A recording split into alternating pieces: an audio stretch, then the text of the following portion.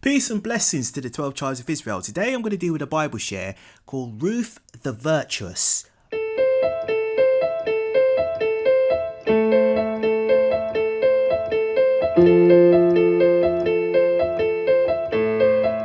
Ruth the Virtuous.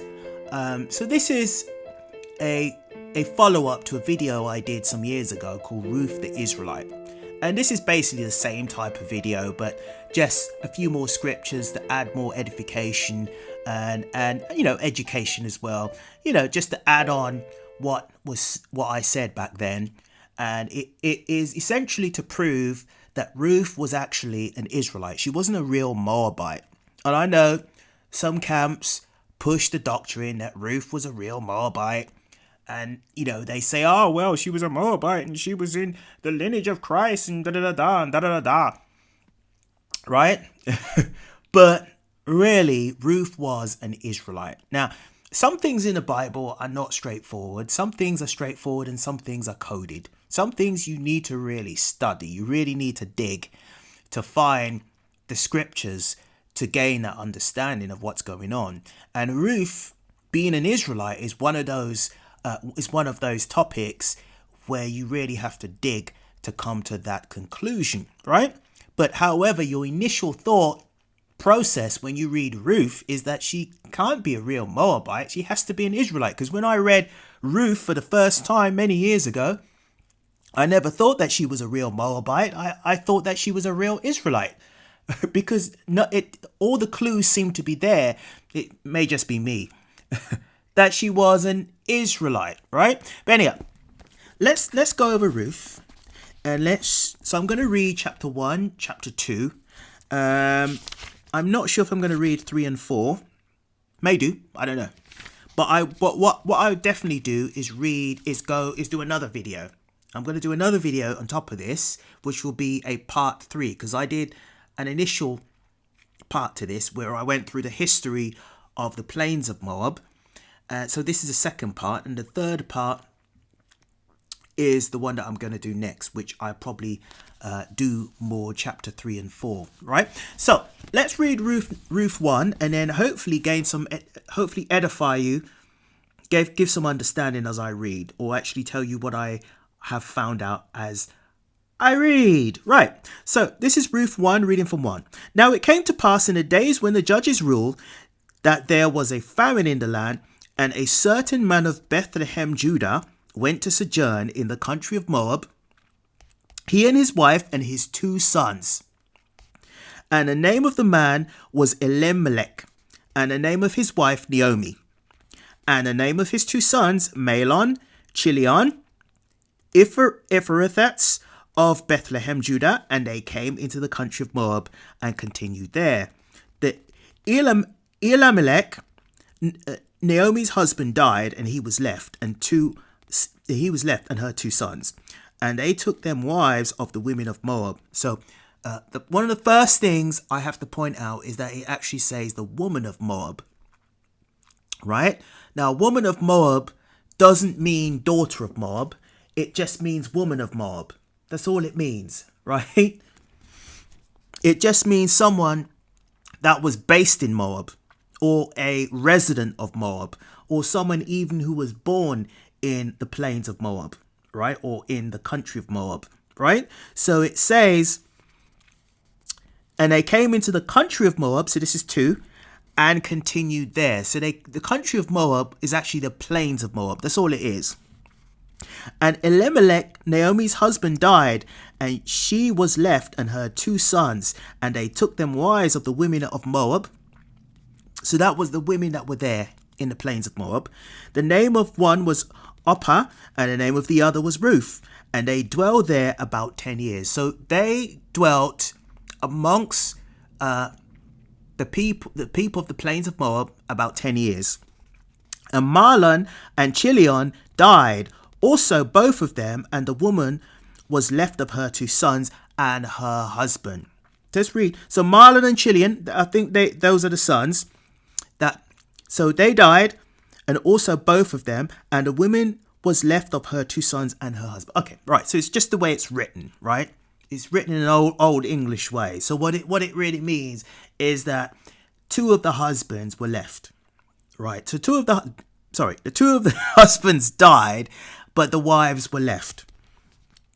Then she arose with her daughters-in-law, and then she might return from the country of Moab, for she had heard in the country of Moab how that Lord had visited his people in giving them bread, and wherefore she went forth out of the place where she was, and her two daughters-in-law with her, and they went on the way to return unto the land of Judah. And Naomi said unto her two daughters-in-law, Go, return each to her mother's house. The Lord deal kindly with you as ye have dealt with the dead and with me. The Lord grant you that you may find rest, each of you in the house of her husband. Then she kissed them, and they lifted up their voice and wept. And they said unto her, Surely we will return with thee unto thy people. So they're saying, we're gonna come with you back to your land, Naomi. Right? And Naomi said, Turn again, my daughters. Why would you go with me? Are there yet any more sons in my womb, that they may be your husband? So she's basically putting them straight and going, I ain't got no more sons, right? I have not got no more sons to be your husbands. 12. Turn again, my daughters, go your way, for I am too old to have a husband. If I should say I have hope, if I should have a husband also tonight, and also bear sons, would you tarry for them till they were grown? Would you wait for them until they were grown? Would you stay for them from having husbands? Nay, my daughters, for it is grieveth me much for your sakes that the hand of the Lord is gone out against me. And they lifted up their voice and wept again. And Orpah kissed her mother-in-law, and Ruth clave unto her. And she said, Behold, thy sister-in-law is gone back unto her people. Right. So, and she said, Behold, thy sister-in-law is gone back unto her people and unto her gods. Return thou after thy sister-in-law. Right. So there it talks about gods. Now the gods there really, it doesn't mean as in two different gods, as in the God of Israel and the God of one of the fake gods of another nation. The gods there just means judges, right? But we're going to get to that. So we're going to come back to that. And Ruth said, Entreat me not to leave thee or to return from following after thee. For whither thou goest, I will go. Where thou lodgest, I would lodge. Thy people shall be my people, and thy God my God. Where thou doest, will I die. There will I be buried, and the Lord do so to me. And more also if aught but death part thee and me. When she saw that she was steadfastly minded to go with her, then she left speaking unto her. So they two went on until they came to Bethlehem. And it came to pass when they were come to Bethlehem that all the city was moved about them, and they said, Is this Naomi? Right. So Naomi was a Judite. She was from the tribe of Judah, right? And I think Bethlehem was where she was from. 2. And she said unto them, Call me not Naomi, call me Myra, for the Almighty heart dealt very bitterly with me. I went out full, and the Lord heart brought me home again empty. Why then call me Naomi, seeing that the Lord heart testified against me, and the Almighty heart afflicted me? So Naomi returned, and Ruth the Moabitess, right? Moabitess, we're going to deal with that in a minute, but that just means someone who was born in the location of the plains of Moab, or even Moab itself, the country Moab, right? Her daughter-in-law with her, which returned out of the country of Moab, and they came to Bethlehem in the beginning of the barley harvest, right? So it's saying it there that Ruth came from the country of Moab, right? Okay, so what I'm going to do, I'm going to go back again up to 1, and I'm going to recap, and I'm going to go to certain scriptures to gain that edification, right? So what I'm going to do, let's go back up to 1. So now it came to pass, so we read in Ruth 1:1, came to pass in the days when the judges ruled that there was a famine in the land, and a certain man of Bethlehem, Judah, went to sojourn in the country of Moab, he and his wife and his 2 sons. Right, so this guy was a Judite, right? And he went to the country of Moab, right? Now, if you look on the map here, Here is the country of Moab. It just means the plains of Moab, right?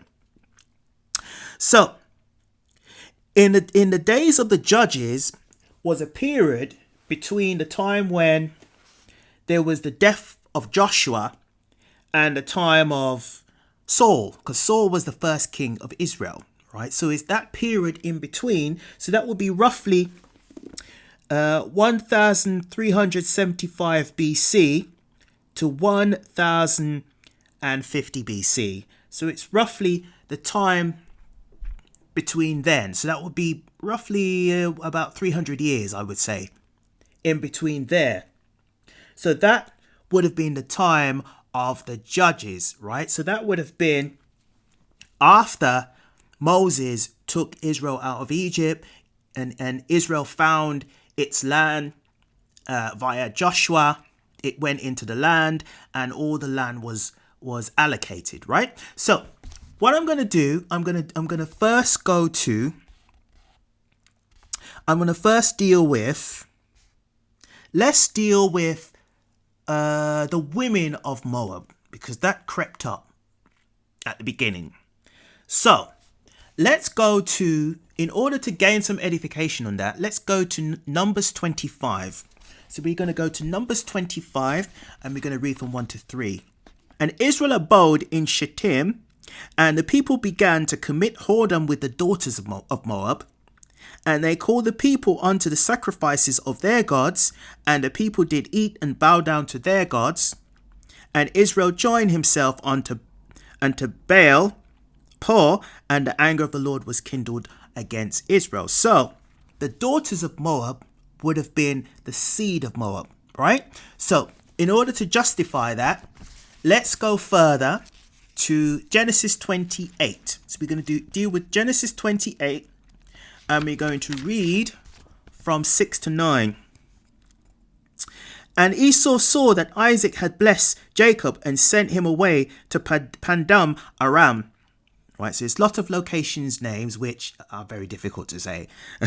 But anyhow, to take him a wife from thence, and as he blessed him, he gave him a charge, saying, Thou shalt not take a wife of the daughters of the Canaan of Canaan. Right, Canaan.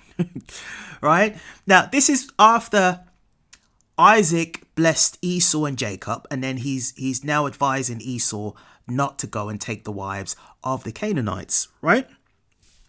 7.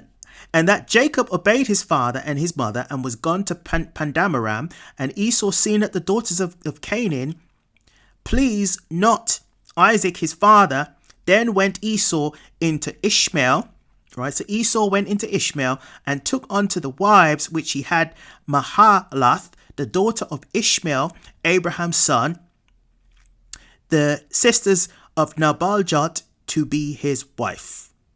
So what we want to take from that is Esau went into Ishmael. Ishmael is the forefather of the Arabs, right? And took unto the wives which he had Mahalath, the daughter of Ishmael, right? So the seed of Ishmael. So a daughter. So if it says daughters of Zion, daughters of Esau, daughters of Moab, it literally means the seed, right? So it's the seed of the father. That's really what it means. Okay, so let's further give some edification. Let's go to Genesis 36. So reading Genesis 36, and we're going to read from 1 to 5. Here, ready, go. Now these are the generations of Esau, who is Edom. Edom took his wives of the daughters of the Canaan, right? Remember, Isaac told him not to take the wives of the Canaanites, but he eventually did go against his father, right? That's what it looks like. Esau took his wives of the daughters of the Canaans, Ada, the daughter of Elon, the Hittite. So these are Hamites, and Halabama, the daughter of Anna, the daughter of Zabon, the Hivitite, and Bashima, Ishmael's daughter, sister of Nabaljot, we just read that, and Ada bare to Esau Elapah, and Basama bare Reuel, and Ahalabama bare Gush, and Jalom and Kara, and these are the sons of Esau, which are born unto him in the land of the Canaanites, or the land of Canaan, right? So it says the sons of Esau. It means his seed. So when it says sons of Esau, sons of God, it literally means the seed, right? If it says daughters of Zion, right, or the daughters of God, it just means the seed, right? It goes into the seed, right? Esau had sons with these people, so therefore they were his seed, right?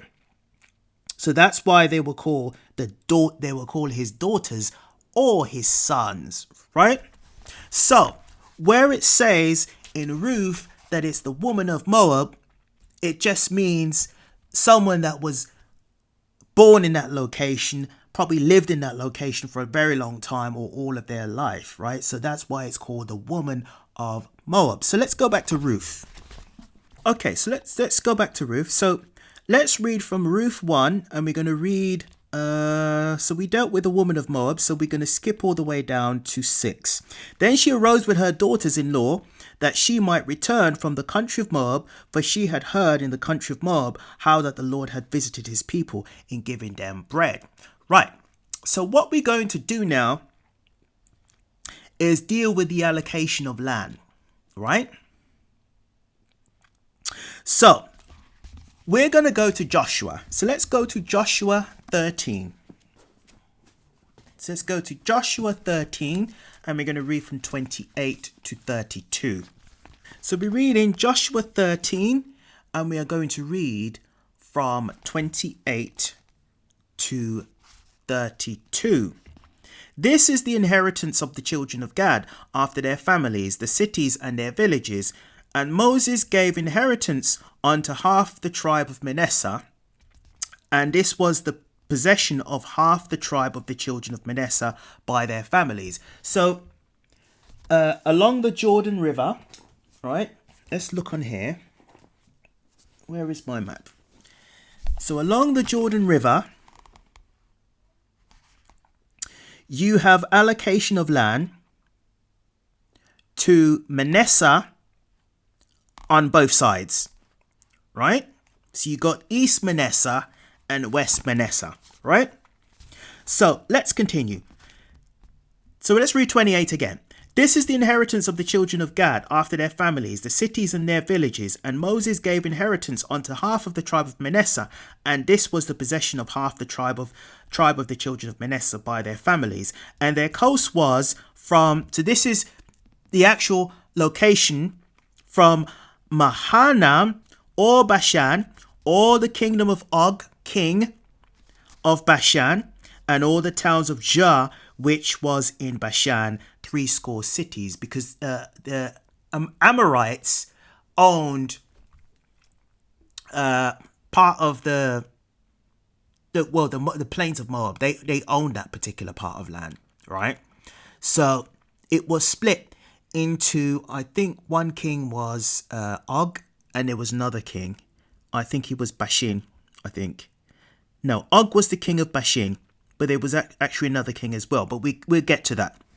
And all the towns of Jer, which in Bashan, 80 cities. 31. And half of Gilead, and Ashtaroth, and Edrei, cities of the kingdom of Og, in Bashan, were pertaining unto the children of Machir, the son of Manasseh, even to one half of the children of Machir by their families. These are the countries which Moses did distribute for inheritance in the plains of Moab on the other side Jordan by Jericho eastward. Right, so these are the locations.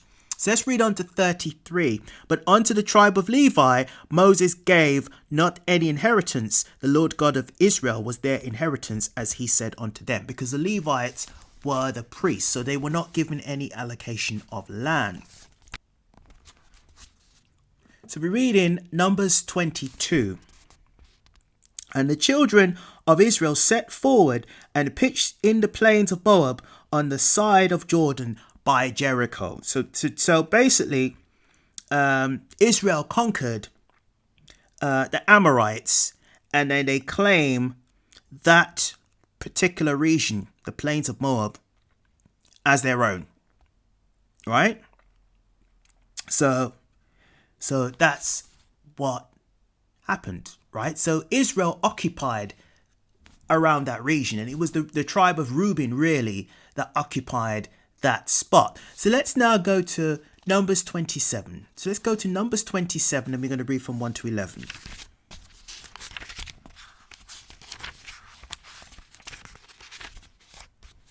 So we're reading Numbers 27, and we're going to read from 1 to 11. Then came the daughters of so here comes these names. Then came the daughters of Zelophehad, the son of Hapha, the son of Gilead, the son of Makar, the son of Manasseh, of the families of Manasseh, the son of Joseph. These are the names of his daughters: Mala, Noah, Hagla, Malka, Tarza. And they stood before Moses and before Eleazar the priest, and before the princes and all the congregation by the door of the tabernacle of the congregation, saying, Our father died in the wilderness, and he was not in the company of them that gathered themselves together against the Lord in the company of Korah, but died in his own sin and had no sons. Why should the name of us a father be done away from among his family, because he had no son? Give unto us therefore a possession among the brethren of our father. But Moses brought their cause before the Lord, and the Lord spoke unto Moses, saying, The daughters of Zelophehad speak right. Thou shalt surely give them a possession of an inheritance among their father's brethren, and thou shalt cause the inheritance of their father to pass unto them. And thou shalt speak unto the children of Israel, saying, If a man die and have no son, then ye shall cause his inheritance to be passed unto his daughter. And if he have no daughter, then he shall give his inheritance unto his brethren. And if he have no brethren, then ye shall give his inheritance unto his father's brethren. And if his father have no brethren, then ye shall give his inheritance unto his kinsman, that is his next to him of his family, and he shall possess it, and it shall be unto the children of Israel statute of judgment, as the Lord commanded Moses. So this is the law of the kinsman. Right, so it says, Thou shalt speak unto the children of Israel, saying, If a man dies, and have no son, he has no son, then ye shall cause his inheritance to pass unto his daughter. Then it goes to his daughter. And if he have no daughter, then it shall give his inheritance unto his brethren. So that would be his brothers. And if he have no brethren, then you shall give his inheritance unto his father's brethren. So it would be his father's brothers or relatives.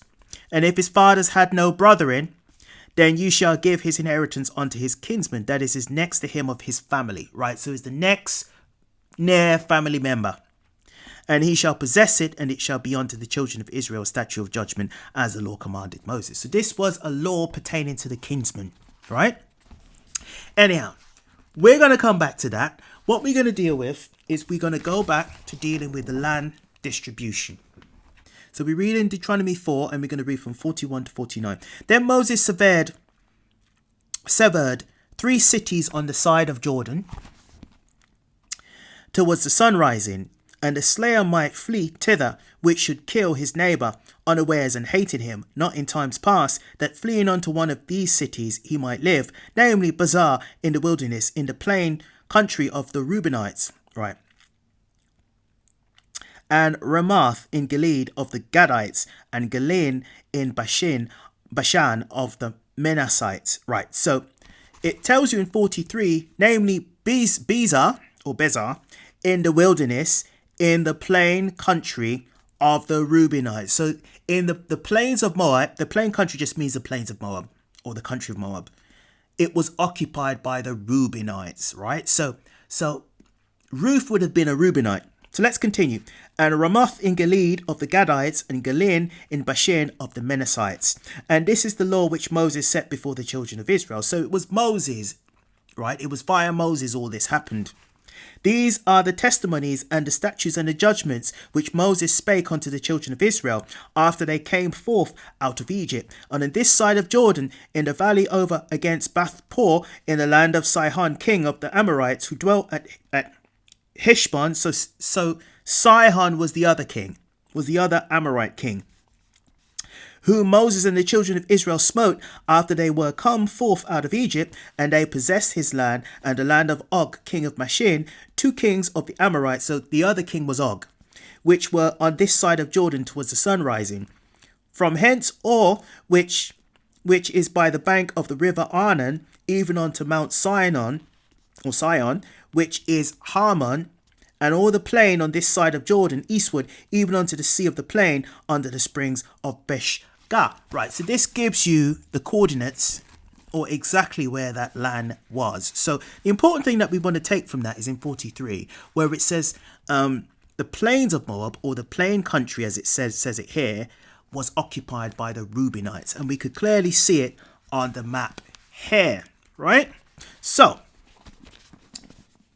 we've just proved that Ruth was a Reubenite. So she was a Reubenite who was a woman of the plains of Moab that was based there, or was born there, or spent all of her life there, right? So she was a Moabitess, right? Right. Now, let's go back on track. Okay, so let's go back to Ruth, and let's continue from... So let's now deal with gods. So we're reading Ruth 1, and we're going to read from 15. And she said, Behold, thy sister-in-law is gone back unto her people, unto her gods. So I think this was Naomi talking about Oprah. So it says, and she said, let's read up from 12 actually.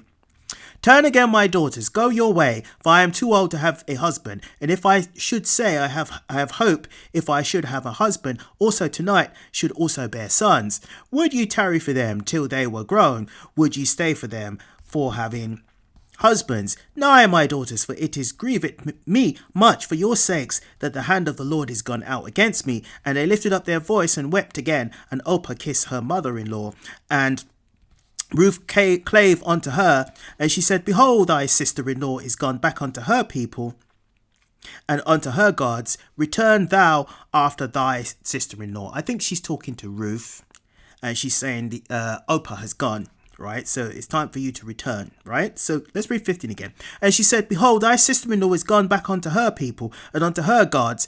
Gods goes into judges, right? Gods goes into judges. So what we're going to do, we're going to prove that. So where are we going to go now? We are going to go to... Right.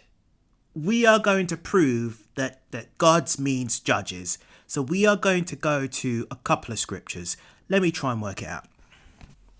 Okay, so let's now precept gods.